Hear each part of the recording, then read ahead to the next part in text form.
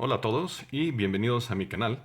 En este video, que sería el cuarto y último de mi serie de 4 videos sobre la mecánica newtoniana, discutiremos a detalle las 3 leyes de Newton, atribuidas al famoso científico Isaac Newton, nacido en el 25 de diciembre de 1642 en Inglaterra. Fue un matemático, físico y astrónomo, autor del libro Principios matemáticos de la filosofía natural, o también conocido bajo la palabra en latín Principia. Aún considerado uno de los tratados más importantes de la ciencia moderna, en cuya literatura se encuentran las 3 leyes de la mecánica newtoniana. ¿Y exactamente qué son las leyes de Newton? En términos simples, las podemos definir como los 3 principios que describen el movimiento de los cuerpos. La estática y la dinámica siendo las ramas de la física que estudian el movimiento. Veamos entonces la primera ley de Newton, también conocida como el principio de la inercia. Esta establece que un cuerpo preservará su magnitud de velocidad, ya sea en reposo o en movimiento rectilíneo, a menos que actúe sobre él una fuerza externa. O, reduciéndolo a una definición un poco más sencilla y coloquial, la primera ley responde a la pregunta: ¿qué sucede con un cuerpo con masa, o sea, cualquier objeto como esta pluma, en ausencia de fuerzas? Veamos cómo funciona esta ley y cómo podemos representar esta ley dentro de un marco matemático.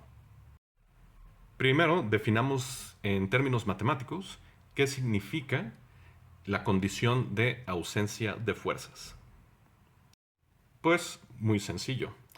La ausencia la podemos definir como una magnitud exactamente igual a cero. En este caso, si la ausencia es de las fuerzas, pues eso quiere decir que la o las fuerzas son o tienen una magnitud exactamente igual a cero.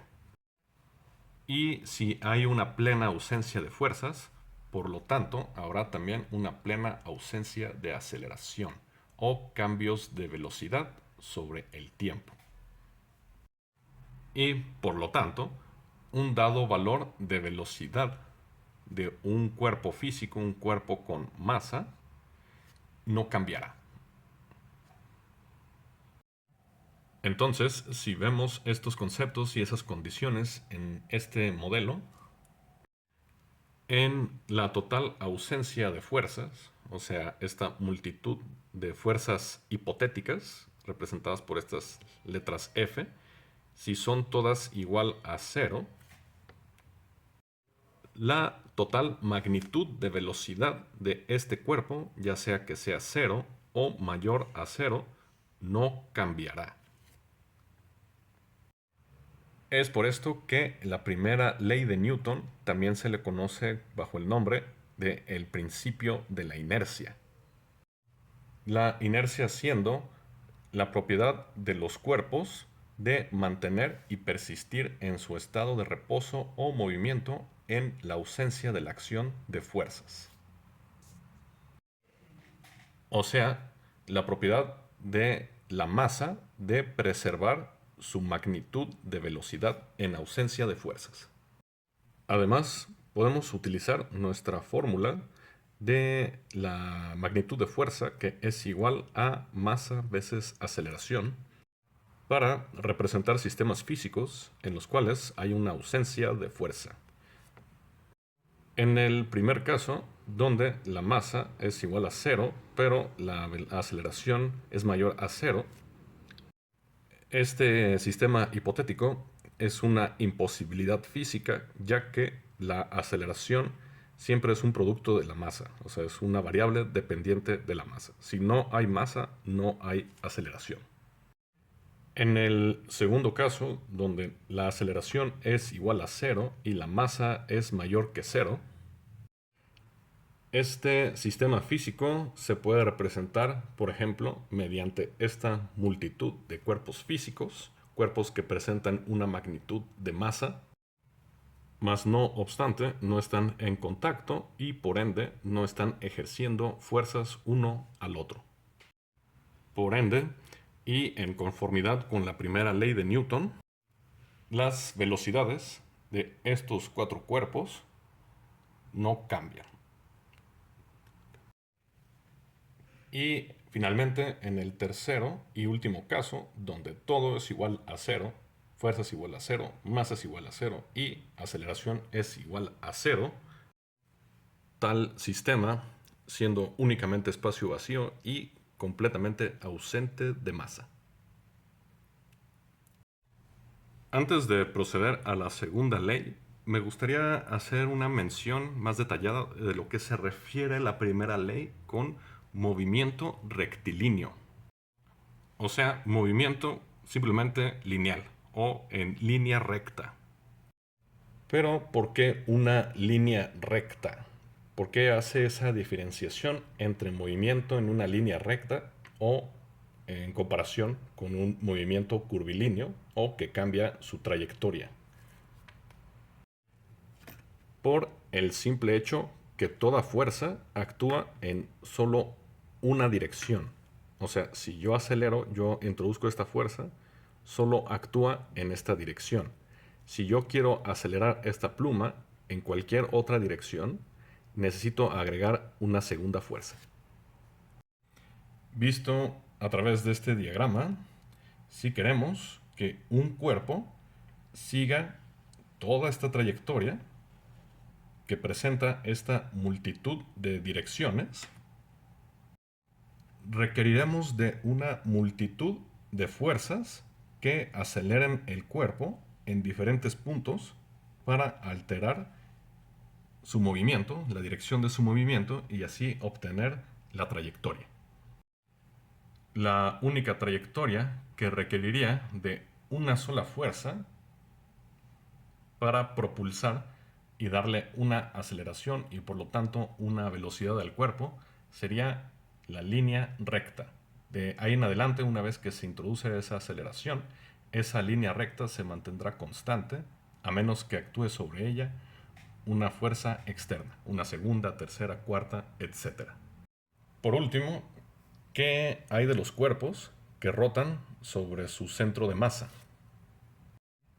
En este caso, también podemos comprender que hay múltiples fuerzas involucradas para sostener esa trayectoria, en este caso circular.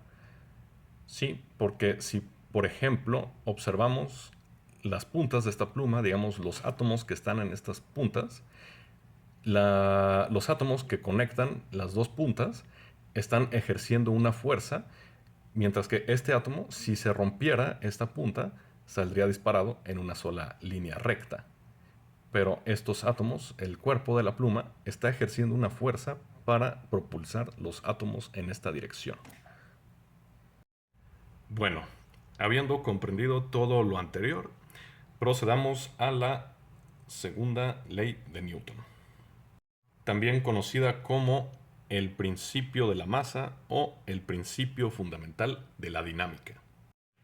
Y esta establece que el cambio de movimiento es directamente proporcional a la fuerza motriz impresa y ocurre según la línea recta a lo largo de la cual aquella fuerza se imprime.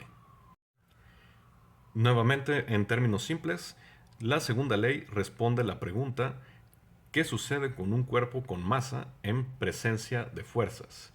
En contraste a la primera ley, que era en ausencia de fuerzas.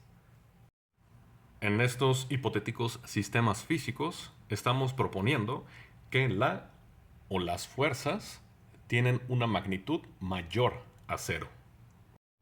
Y por lo tanto, se presentan aceleraciones mayores a cero. Entonces, los valores iniciales de velocidad del sistema físico cambiarán proporcionalmente a 1, la magnitud de las fuerzas; 2, el número de las fuerzas; y 3, la dirección de las fuerzas. Y viéndolo en este sistema hipotético, donde tenemos un cuerpo, una masa con velocidad igual a cero y otro con velocidad mayor a cero.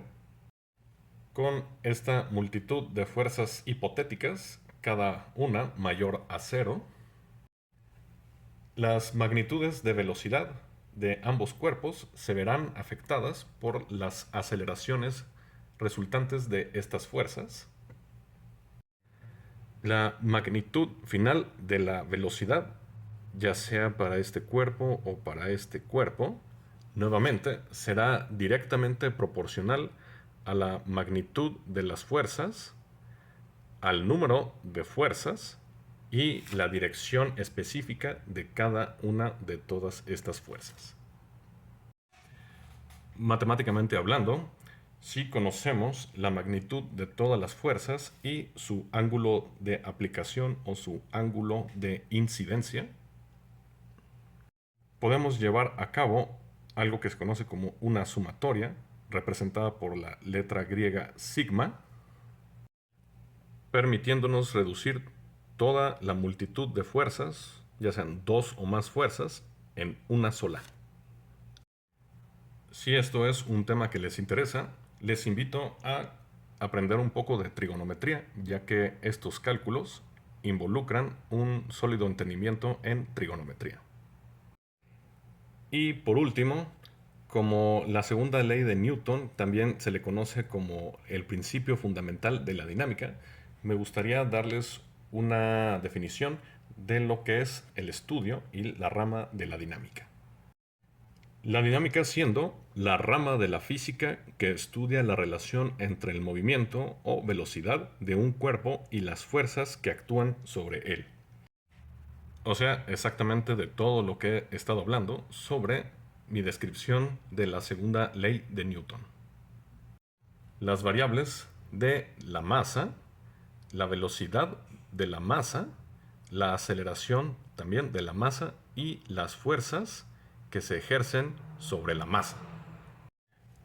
Por lo tanto, la fuerza o las fuerzas son el mecanismo fundamental que originan el fenómeno físico de la velocidad, o al menos la velocidad de los cuerpos con masa.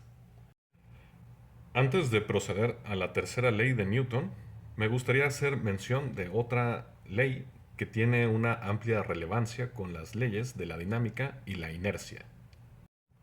Esta siendo la ley de la conservación de la energía, que establece que la total magnitud de energía dentro de un sistema no cambia sobre el tiempo. O también conocida bajo su precepto más popular, la energía no se crea ni se destruye, solo se transforma. Esta ley nos dice que ya sea que estemos lidiando con un sistema estático o uno dinámico, y ya sea que se presente la primera ley de Newton, donde las fuerzas son igual a cero, o la segunda ley de Newton, donde las fuerzas son mayor a cero, la total energía no cambiará. En el caso de la primera ley de Newton, el sistema estático, al no recibir ninguna energía externa, permanece en su estado actual. Y de igual forma, el sistema dinámico, al no recibir ninguna fuerza y por lo tanto ninguna energía externa, también permanece igual. Y si el sistema estático presentaba una energía igual a X y el dinámico una energía igual a Y, estos valores, estas magnitudes, se preservan y no cambian. Mientras que en el caso donde sí se presentan fuerzas externas, esa introducción de una fuerza también involucra la introducción de energía de un punto externo. Entonces, si bien la energía en ambos casos, en ambos sistemas, sí cambia, o sea, sería mayor a X y mayor a Y, ya que estamos introduciendo energía, aquel sistema que introdujo esas fuerzas pierde energía. Es como si se hiciera una transferencia bancaria. Una gana dinero mientras que la otra lo pierde. Y finalmente llegamos a la tercera ley de Newton, también conocida por su nombre más popular, el principio de la acción y reacción. Esta establece que a toda acción le corresponde una reacción igual pero en sentido contrario. O más específicamente, para toda acción de una fuerza habrá un resultado proporcional. Antes de comenzar a describir los detalles sobre esta ley, me gustaría hacer una aclaración de que la tercera ley es en principio una extensión de la segunda ley, ya que define a la acción de las fuerzas como el origen de otras fuerzas y aceleraciones, a las que llama reacciones, ya sea en sistemas dinámicos o estáticos. Y es por esto que la tercera ley no aplica a la primera, ya que la primera ley define la física de los sistemas ausentes de fuerzas.